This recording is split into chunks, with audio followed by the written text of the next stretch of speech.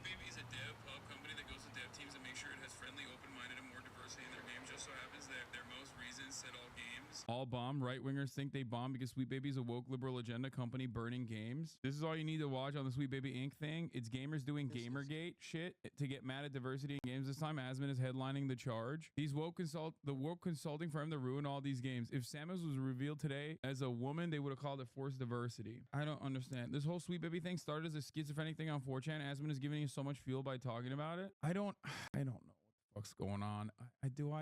Do I want to cover this? I don't know what the fuck is happening. Sweet Baby Inc. doesn't do what some gamers think it does. No one company isn't forcing diversity on your all favorite games. Sweet Baby Inc. is the largest narrative design company in the games industry, nor is it solely responsible for the characters and stories of recent high profile releases like Alan Wake 2, God of War Ragnarok, Suicide Squad, Justice League. But good luck telling some gamers that. Late last month, one of the company's consultants discovered a Steam group dedicated to detecting games that Sweet Baby Inc. has worked on. The purpose? To encourage people to avoid those games because the group had deemed SBI was pushing a woke agenda by working towards greater diversity, equity, and inclusion. The Steam group has more than... Wait, do they not like Alan Wake 2? The Steam group now has more than 100,000 followers in its own Discord that boasts nearly 2,000 members. But this ire against Sweet Baby Inc. and DEI initiatives in general isn't new. October 2023, Keyboard post shares similar sentiment, stating that the company's involvement in Remedy's award-winning 2023 action game Alan Wake 2, possibly one of the biggest scandals in gaming history. Wait, they're mad at Alan Wake 2? Alan Wake 2 was awesome. What kind of brain aids these dumbasses have? They just like hate. Wait, why do they hate it? Black woman detective main character. That's why? This is literally a meme. Oh my God, they still are doing the meme. They're literally like, black woman. Oh, this game sucks. That's it? That's actually what's going on? Yo, wait, I thought gamers liked Alan Wake 2. What the fuck?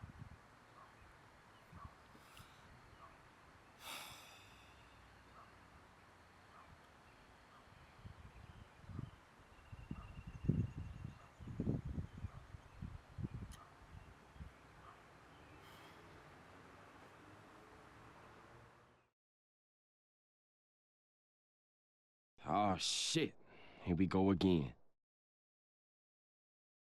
Video games, probably the most enjoyed hobby around the world. Video games in many ways has replaced Hollywood as the go-to entertainment for young adults, mostly men to be exact. It's become so big that budgets for a AAA game can cost up to 60 to 80 million to make. There is a wide variety of video games, from a simple puzzle game on your phone to RPGs to first-person and third-person games. There is something for everyone.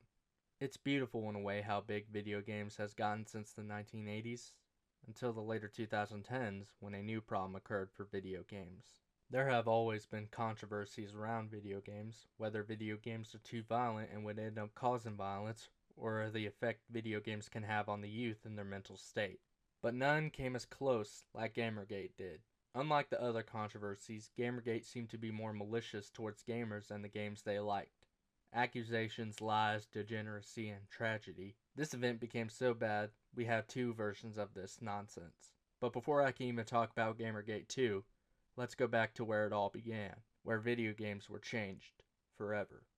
Let me teach you a brief history of GamerGate 1.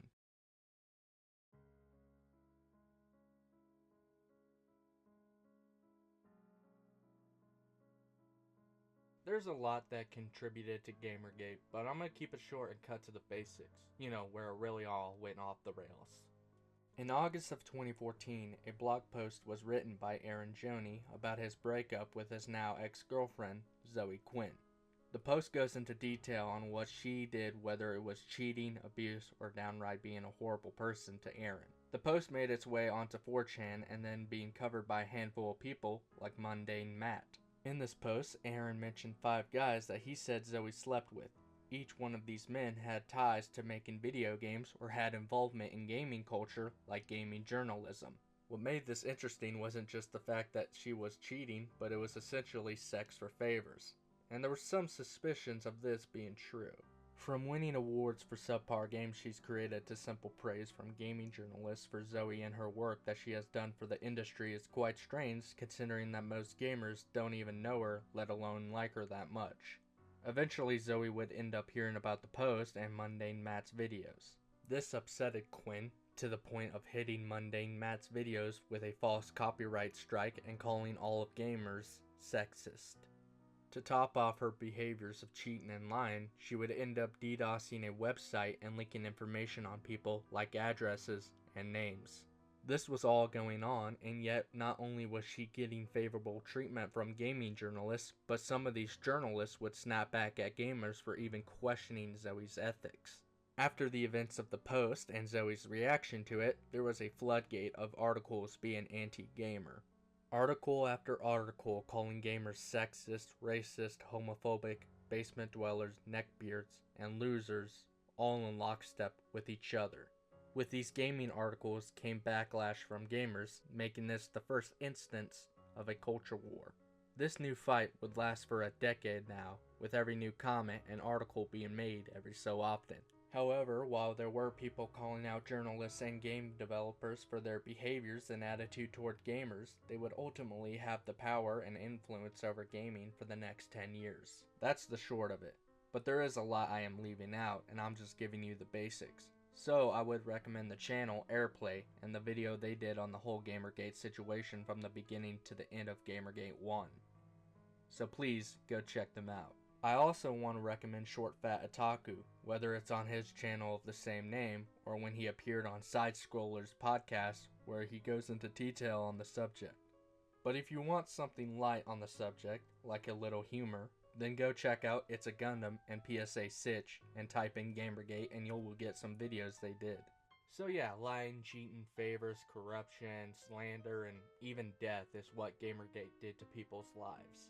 But what about video games and the culture around it? How are video games being talked about or even made now, since this whole GamerGate controversy?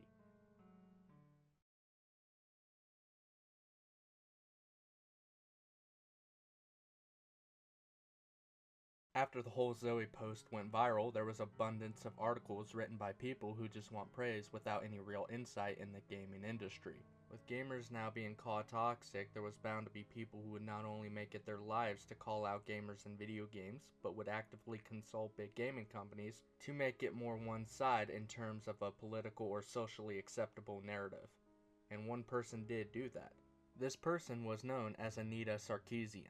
Welcome to our multi-part video series exploring the roles and representations of women in video games. Anita got her fame due to GamerGate and how she covered this whole controversy. Along with all gaming journalists, Anita was known for criticizing both gamers and the culture around gaming. What made her different was her influence on the gaming industry, however.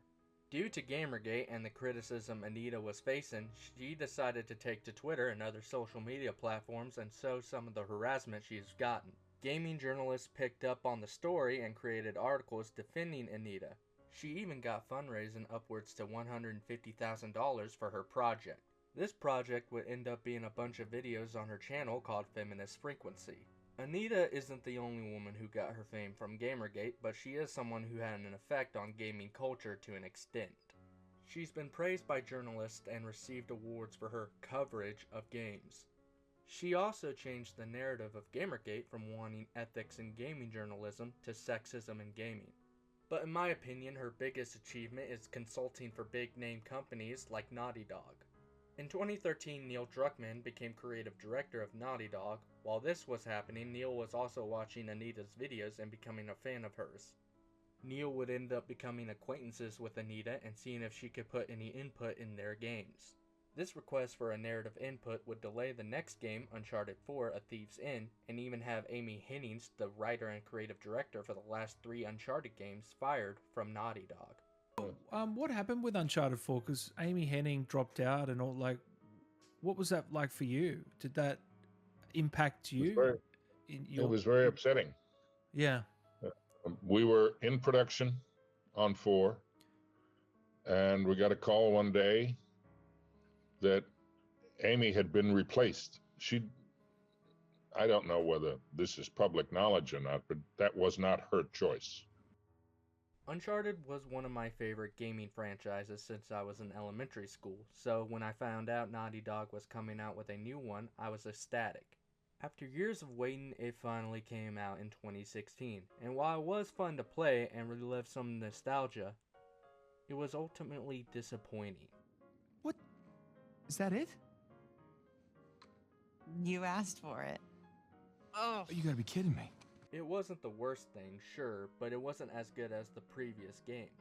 From the story that could have been more well thought out to fleshing out characters better, this game could have been definitely improved upon. It would have been cooler if there were monsters and other deadly creatures, but that's just a personal preference.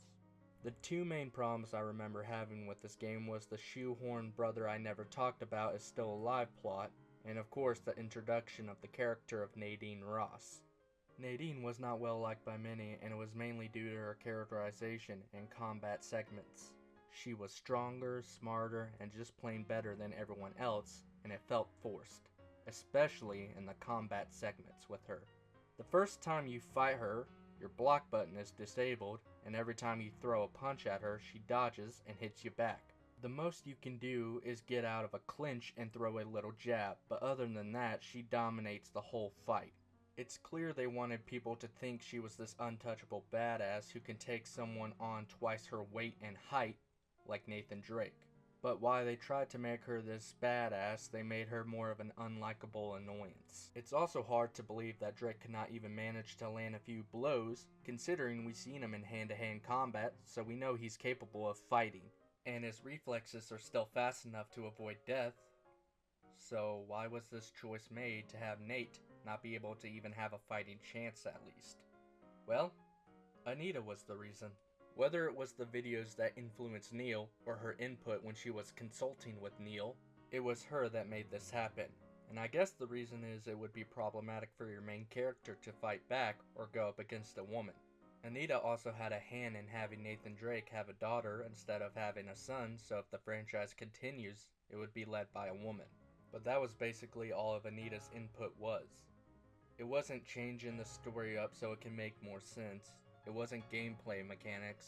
Rather, it was important to make sure there were more women characters, sometimes even having them women characters be better than the male characters. It shouldn't be surprising though, if you're familiar with Anita's video critiques. When she complains about video game, it's usually about the female characters in the video games. It mostly has to do with their appearance and sex appeal they have in the games. Unlockable costumes are cool, wacky, or bizarre, but when applied to female characters, we see a distinct pattern of revealing, hypersexualized outfits. Fetishized bunny, cat, maid, or nurse costumes are commonly used by developers as a way to pander to an assumed straight male player base. It's important. Considering that the majority of gamers are men, they would usually prefer the characters be good looking. And here's the thing, is that such a bad thing? To have attractive females with a lot of sex appeal? Well, according to Anita and others like her, yes. That's essentially Anita's goal, to change the aspect of gaming into what they want, but not what the majority of gamers want. But it's not just the female characters they want to change. Communication with each other is also what they want to change. Over the years, gamers have been considered toxic due to what guys would say to each other. Fucking use, huh? Tell me what to fucking use, huh? Tell me what to fucking use to play this fucking game, and I'll fucking murk you. You fucking pussy. That's right. Trash talking is practically built into men. It's how we grow thicker skin. If you can't take a few insults over a guy calling you names, then maybe gaming isn't for you. Something Anita should have been taught when dealing with criticism. Other than death threats and other promises of violence, if you're going to be a part of a culture mostly dominated by men, you better be prepared for some hard criticisms when it comes to a thing they like. Especially if you want to change the entirety of the gaming industry. If Anita had learned this, maybe she would have been less hated. But no, she wanted to act like a victim and push back even harder. Anita would consider any criticism she ever gotten as sexist. Neil Druckmann would even take her side too, especially when people gave their opinions on Uncharted 4 and Nadine. Druckmann would call them sexist and even double down on why the characters should even exist the way they do. Neil would have this political narrative in his mind when making The Last of Us Part 2, and when people criticized the game, mainly for their treatment of Joel, a beloved character, and have a focus on an unlikable character, like Abby, he would have a similar response like he did with Uncharted. This politically correct way of thinking has also infected other games like Mortal Kombat, Spider-Man PS4, and even Tomb Raider, where not only would developers at Crystal Dynamics would change her appearance and weaponry, but they would also change the reason why she raids tombs. Laura now raids tombs and brings them back to their people where it belongs, instead of keeping it or putting it in a museum in Britain, because that would be problematic, I guess. Video games can no longer be fun, they have to have a PC narrative to hit you with. No, we have to talk about sexism, racism, homophobia, and every other buzzword you can think of. Anita, while not well liked by gamers, had an influence on video games and their development, which led to even more people to wanting an influence on gaming narratives, which led to others who would become so invested that they decided to create companies that would put their narrative input into video games, and you wouldn't even know about them until much later, when they had already infected other games. And the most prominent narrative company that came out recently was Sweet Baby Inc.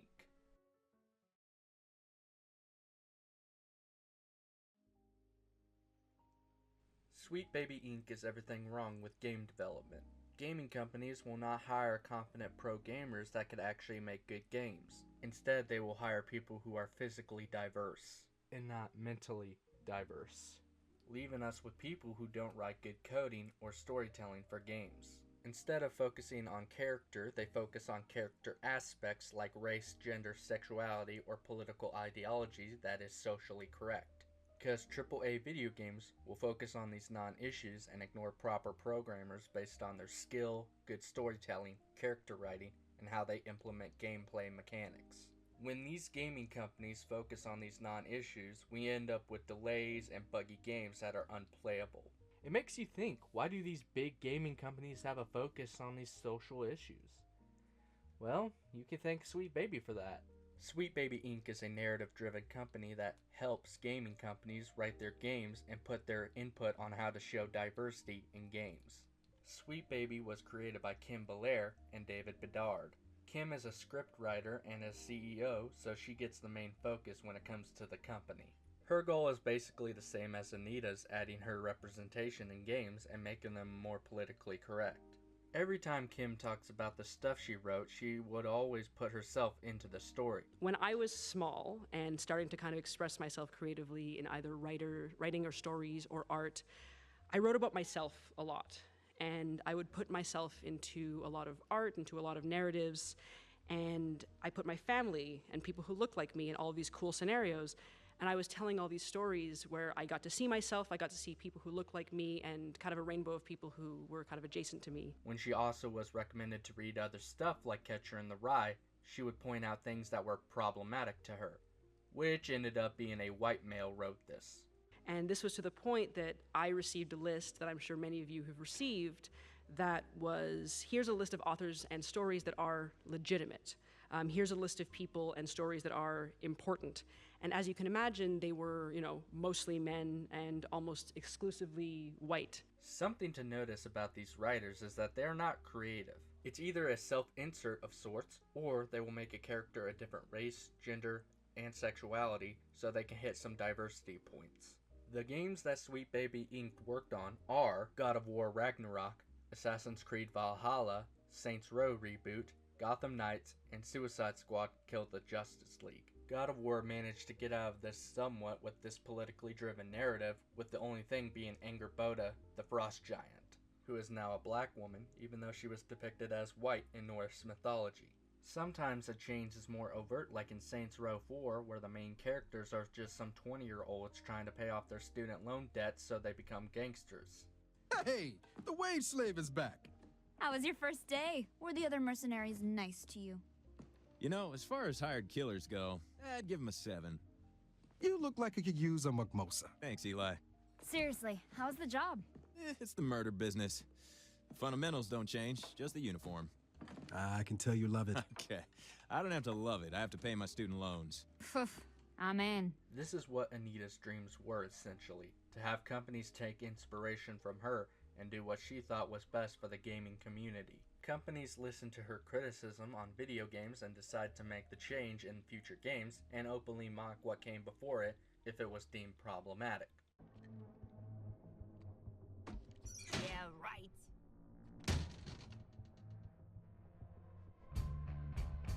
They're in my size. You threads, boys. Real retro. I was thinking something more forward.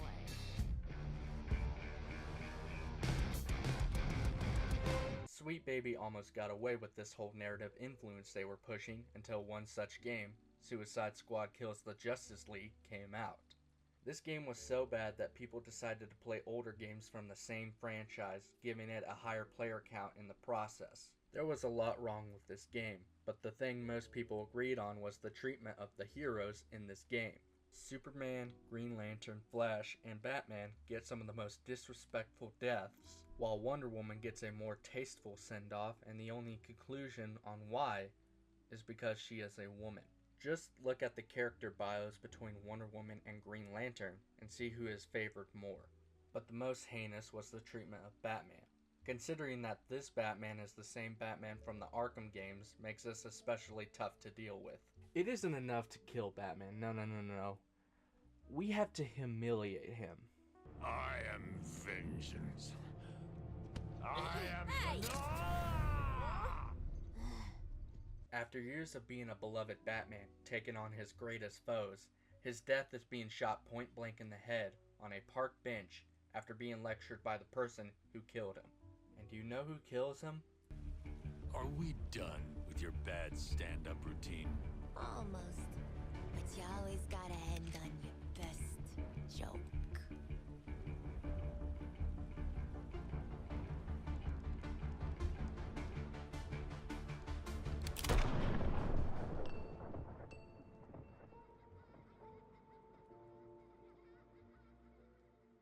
Harley Quinn. Harley fucking Quinn. It couldn't have been any other villain that could actually win in a fight with Batman. It had to be every activist writer's favorite character, Harley Quinn. To add a rotten cherry on this shit-flavored cake, this was Kevin Conroy's last performance as the Cape Crusader before his passing in 2022.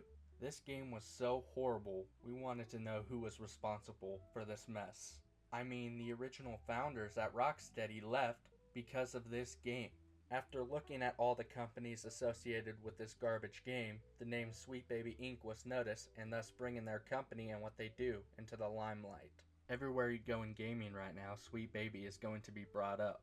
It got to the point where people asked, what else has Sweet Baby Inc. done? A question one Brazilian man by the username Cabrutus will answer. Cabrutus put together a list of games that at the time, some of which we didn't know Sweet Baby worked on. This list was only meant to show games that Sweet Baby worked on, but would end up being more than we expected. This list would end up restarting something us gamers wanted to be dead a long time ago. The start of GamerGate 2.0.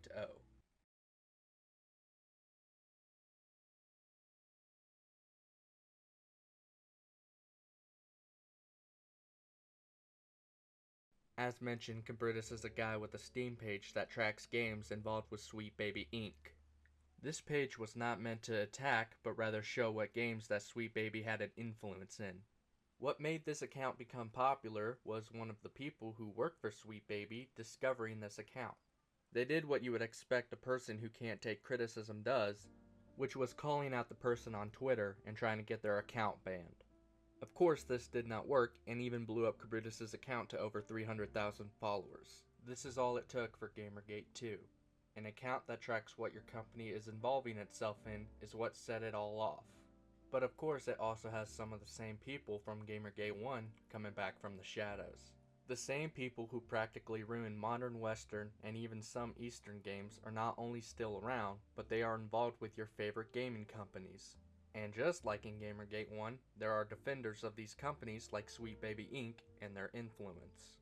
Kotaku wrote an article claiming that Sweet Baby Inc. does not do what gamers think they do. Spoiler alert, they do what you think they do.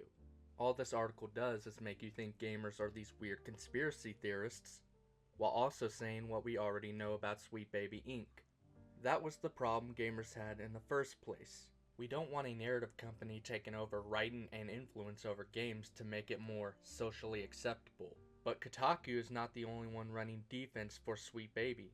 The biggest names in streaming, and even some YouTubers, are also wanting to put their perspective that is pro Sweet Baby. They treated GamerGate 2 like it's GamerGate 1, and will call people who don't like games involved with this company every ist and phobe in the book. The thing is, a lot of this like liberal DEI it usually is just marketing. I don't know who the they're marketing for, but it's just like you're angry at the wrong thing. It's like a fraction of the budget. That's it. And sometimes it leads to positive results, but it's not the focus on like making sure that there is trans visibility in a video game that makes the video game bad. The Yakuza franchise is a perfect example of this. One Piece is another great example of this. These are two different franchises with profoundly woke politics that are just bangers. They're fun. They're compelling. They're so great. People think they're right-wing, okay? Right-wingers love talking about how right-wing these franchises will be. That employ them in the first place because of the content Sweet Baby allegedly forces in the games. Dude, I swear to God, gamers, just like many other people, will literally see capitalism, take out its cock and slap them in the face and go, you know what this is? It must be black people or trans people doing this to me. You could have like the Monopoly man come out and be like, I'm doing this. Put the monocle on, okay, and be like, I'm doing this. I'm ruining your favorite activity for money because you're stupid and I will make more money. That's why I'm going to keep juggling IP over and over again. Oh, you want more loot boxes? Well, guess what? Our profit margins are looking better than ever. That's why we're going to keep doing mergers and acquisitions, baby. Nothing for the art itself. Money. I'm doing it for money. I love capitalism. And they'll be like, they'll look at that and they'll go, gay people did this. I'm so mad at gay people. I'm so mad at the gay people that did this to me and my video games. Meanwhile, the executives literally are like, ha ha ha, we're making more money than ever. What a wonderful day today. I will ruin another franchise, another beloved franchise I will recycle the IP on. And these idiots will go and play it. Financial crises, studio interference, corporate bloat, mass layoffs, substandard writing, embarrassing visuals, the destruction of legacy characters and franchises. Okay, I mean, already he's just opening with, like, I feel like Chud Grift 101. I mean, I feel like those are all, like, in arguments. I just hear them so goddamn much anymore. It's so fucking redundant, and it's so untrue. Destruction of legacy characters, and he's showing a picture of Batman getting killed. Mind you, in a game called Suicide Squad Kill the Justice League. Literally, I've heard really bad things about that game. I've heard it's quite bad. Like, nobody likes that game, pretty much. But when the game is called Suicide Squad Kill the Justice League, I would kind of assume it's an Elseworld story, where there's a good chance the Justice League might die. A message. Now, you might think I'm talking about the self-inflicted problems facing modern-day Hollywood, but you'd be wrong, mister, because today I'm going to be talking about the video game industry and the crisis that's rapidly unfolding in it. Well, I mean, this is part of how you know that Critical Drinker is kind of just a grifter, too. Because his expertise is literally just movies. If you want to call it expertise, I should probably put that in quotations, because his movie knowledge is sketchy at best. But still, like, if this were a big movie topic, I'd be okay. But he released this video, and when we were doing research into this topic, we saw a whole bunch of chuds releasing stuff about Sweet Baby Inc., and literally nothing from any established news source. No establishment news sources, no lefty news sources. Nobody talked about Sweet Baby Inc. Literally, only people talked about Sweet Baby Inc. were essentially John F. Trent had done an article about it. John Della Rose had done an article about it, and these guys are just pure Nazi chuds at this point. And then all of a sudden we got, the chud Human Centipede, where all the chud YouTubers started doing articles about Sweet Baby Inc., and Critical Drinker was one of them. So all of a sudden, he's doing a video about video games, even though he doesn't really talk about video games, about the Sweet Baby Inc. stuff, during a time when only chuds are making up shit about it, essentially. Pure grifter. Pure grifter. What you've just said is one of the most insanely idiotic things I have ever heard. At no point in your rambling, incoherent response were you even close to anything that could be considered a rational thought. Everyone in this room is now dumber for having listened to it. I award you no points, and may God have mercy on your soul. Here's the thing about the whole Sweet Baby Inc. drama though. They're not the only company doing this. We may not know their names right now, but we know they're out there. And sometimes a company is infected with these activists, they're just taking it over from the inside and out. Like Naughty Dog and Bethesda. Naughty Dog and Bethesda have some of these people running the company with the mindset of pushing out an agenda that people from GamerGate 1 wanted implemented. All of these journalists, defenders, and now narrative companies making it seem like gaming is something we can't win back. Like it's a fight we should give up. Well, that's not entirely true anymore.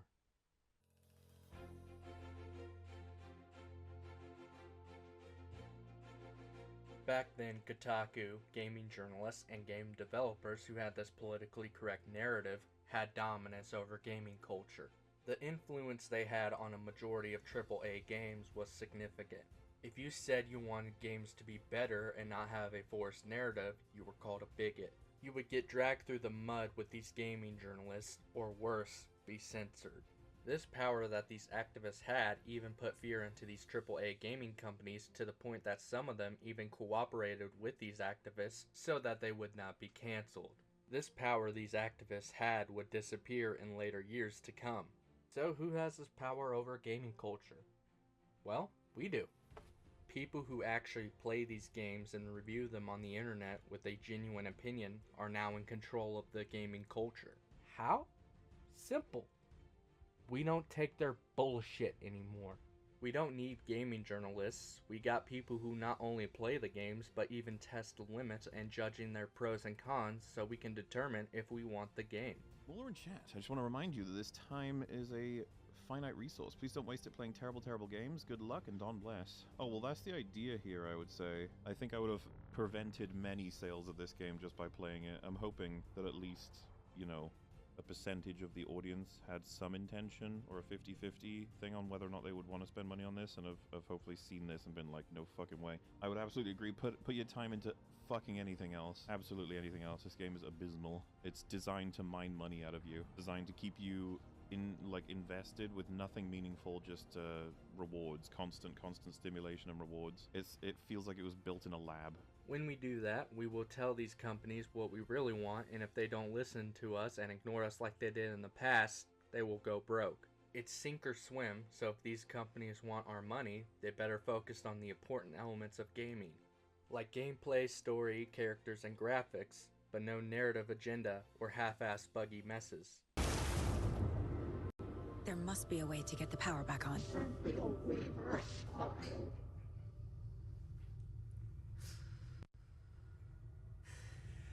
Why? Why is this happening to me? I mean, what are these companies like Sweet Baby gonna do? Call us bigots? Newsflash, that doesn't work anymore. We all have now caught on to these activist grifts, and we ain't gonna be scared by their tactics anymore. If AAA companies don't want to listen to us, that's fine. We got plenty of indie games to play where the developers actually care about the customers, like the people who made Helldivers 2 and Pal World. And with the Stellar Blade looking promising, there will always be more games to come. Sure, you would get those who would criticize those games for being against a politically correct narrative, but guess what? The gamers and developers of these games know that they're not the main audience. So we're not going to cater to them.